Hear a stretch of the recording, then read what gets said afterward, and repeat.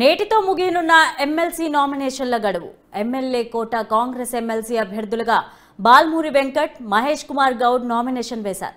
2 MLC స్థానాలకు ఈ నెల 29న ఎన్నికలు జరగబోతున్నాయి. ఇక దీనికి సంబంధించి మరింత సమాచారం మా ప్రతినిధి భవిత అందిస్తారు. ఓవర్ టు యు భవిత.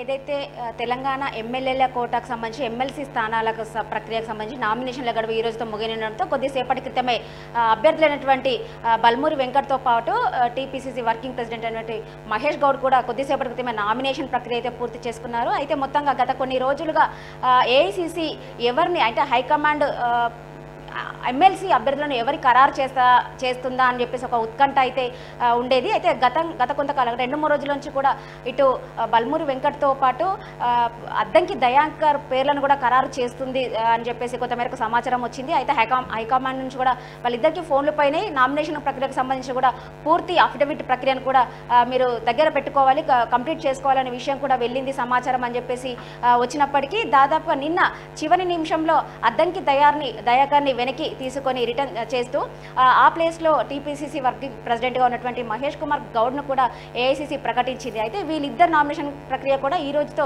చివరి డేట్ కావడంతో ఇక కొద్దిసేపటి క్రితమే వాళ్ళ నామినేషన్ ప్రక్రియ కూడా పూర్తి చేసుకున్నారు. అయితే నామినేషన్ ప్రక్రియను బలపరచాలి అంటే కొంతమంది ఎమ్మెల్యేల మద్దతు ఉండాలి కాబట్టి దీనికి సంబంధించి ఇప్పటికే ఈ నామినేషన్ ప్రక్రియకు సంబంధించి ఇక్కడికి అసెంబ్లీకి దాదాపు డిప్యూటీ సీఎం అయినటువంటి బట్టి విక్రమార్కతో పాటు ఉత్తమ్ కుమార్ రెడ్డి, పొంగులేటి శ్రీనివాస్తో పాటు వివేక్ వెంకటస్వామి కూడా ఇక్కడికి చేరుకొని వాళ్ళ అభ్యర్థుల నామినేషన్ ప్రక్రియలో పాల్గొనే పరిస్థితి కనబడుతుంది. అయితే మొత్తానికి కొద్దిసేపటికే ఈ ప్రక్రియ అయితే క్లోజ్ అయిందని చెప్పుకోవచ్చు. అయితే ఎంతో కాలంగా పార్టీని నమ్ముకొని అందులో విధేయులుగా పనిచేస్తున్నటువంటి వీళ్ళిద్దరికీ కూడా హైకమాండ్ ఎమ్మెల్సీలను ప్రకటించడం చాలా వరకు సంతృప్తిని కలిగించిందని చెప్పేసి వాళ్ళు చెప్తున్న పరిస్థితి కనబడుతుంది. ఎందుకంటే వాళ్ళిద్దరు కూడా దాదాపుగా ఉమ్మడి రాష్ట్రంలో ఉన్నటువంటి మహేష్ కుమార్ గౌడ్ కూడా ఎన్ఎస్యుఐలో ప్రెసిడెంట్గా పనిచేశారు. ప్రస్తుతం అయితే బల్మూరి వెంకట్ కూడా ఎన్ఎస్యుఐకి ప్రెసిడెంట్గా పనిచేస్తున్న పరిస్థితి కనబడుతుంది. అయితే వీళ్ళిద్దరు కూడా విద్యార్థి దశ నుంచే కీలక పాత్ర పోషించారని చెప్పేసి మనము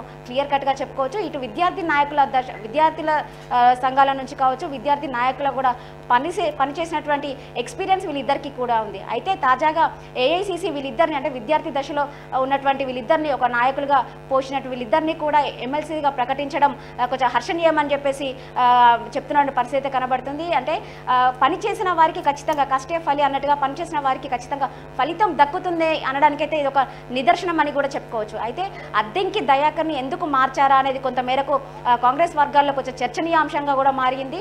అయితే ఇంత ముందుకే ఉన్నటువంటి అంటే ఎప్పుడైతే అసెంబ్లీ ఎన్నికలకు సంబంధించి కావచ్చు, మిగతా విషయాలలో కావచ్చు, చాలామంది కూడా కాంగ్రెస్ పార్టీకి విధేయులుగా పనిచేసిన పరిస్థితి కనబడుతుంది. ఇటు అసెంబ్లీ ఎన్నికలకు సంబంధించి కావచ్చు, ఇటు బల్మూరి వెంకట్తో పాటు అద్దంకి దయాకర్ కూడా ఎమ్మెల్యే టికెట్ కూడా అనౌన్స్ చేయలే. అయితే అక్కడ అనౌన్స్ చేయకపోయినా కూడా పార్టీకి అనుకూలంగా మేము పనిచేస్తామని చెప్పేసి వాళ్ళు చెప్పడము, అందుకు తగ్గట్టుగానే ఇటు హైకమాండ్ ఖచ్చితంగా వాళ్ళని గుర్తించి వాళ్ళను ఒక మంచి పొజిషన్లో నిలబెడుతుందని చెప్పేసి అన్నటువంటి నమ్మకం కూడా వాళ్ళిద్దరికీ ఉండేది. అదే క్రమంలో ఇటు చాలా చిన్న ఏజ్లోనే బల్మూరి వెంకట్కి ఎమ్మెల్సీ పదవి ఇవ్వడం అనేది కూడా కొంచెం సంతోషకరమైన విషయం అని కూడా చెప్పుకోవచ్చు. ఇదే తరహాలో అంటే పార్టీకి గత కొంతకాలంగా పనిచేసినటువంటి ప్రతి ఒక్కరికి కూడా ఖచ్చితంగా మంచి స్థానాలు కల్పిస్తారు ఖచ్చితంగా హైకమాండ్ అని చెప్పేసి చెప్పుకోవడానికి ఇది ఒక కరెక్ట్ విషయం అని కూడా మనం చెప్పుకోవచ్చు. అయితే అద్దంకి దయాకర్ ఏమన్నా ఈ విషయం పైన స్పందించడం జరిగిందా? అద్దంకి దయాకర్ కూడా చివరి నిమిషంలో వాళ్ళ పేరు మార్చడం పైన ఎలాంటి అభిప్రాయం వ్యక్తం చేయలేదు. అంటే ఇది కూడా ఒక సంతోషకరమైన వార్త అని చెప్పేసి వాళ్ళు కూడా చెప్పుకున్నారు. ఎందుకంటే ఈ ప్లేసెస్ పోతే ఇంకా నాకు మంచి ప్లేస్ కేటాయిస్తారు, అంటే మంచి స్థానాన్ని కేటాయిస్తుంది హైకమాండ్ అన్నట్టుగా కూడా ఇటు అద్దంకి దయాకర్ నిన్న కొందరితో మాట్లాడే పరిస్థితుల్లో ఇలాంటి విషయాలు విన్నవించడం జరిగింది. అంటే గతంలో మనం చూసాము సీఎం రేవంత్ రెడ్డితో పాటు ప్రస్తుతం ఉన్నటువంటి సీఎం రేవంత్ రెడ్డి ఏదైతే ప్రచార సమయంలో అద్దంకి దయాకర్కి ఒక మంచి స్థానం కల్పిస్తామని చెప్పేసి ఇటు ఎంపీ సీట్ కేటాయిస్తామన్న కొంత మేరకు సమాచారం కూడా ఉన్నది. అయితే దీనికి సంబంధించి ఇటు వరంగల్ ఎంపీ టికెట్ కేటాయించాలన్న ఉద్దేశంతోనే వరంగల్లో సీఎం రేవంత్ రెడ్డి ప్రచారం చేసినప్పుడు కూడా దానికి సంబంధించి అంటే వరంగల్ ప్రజలకి ఏదైతే అద్దంకి దయాకర్ని పరిచయం చేయాలి అన్నట్టు ఉద్దేశంతో ఈ ప్రచార సమయంలో కూడా అద్దంకి దయాకర్ పాల్గొనడం కూడా జరిగింది. అయితే ఇదే తరహాలో ప్రస్తుతం ఎమ్మెల్సీ స్థానాన్ని కూడా నాకు వెనక్కి తీసుకున్నారనే కొంత మేరకు అతను అభిప్రాయపడ్డట్టు మనకు తెలుస్తుంది. అయితే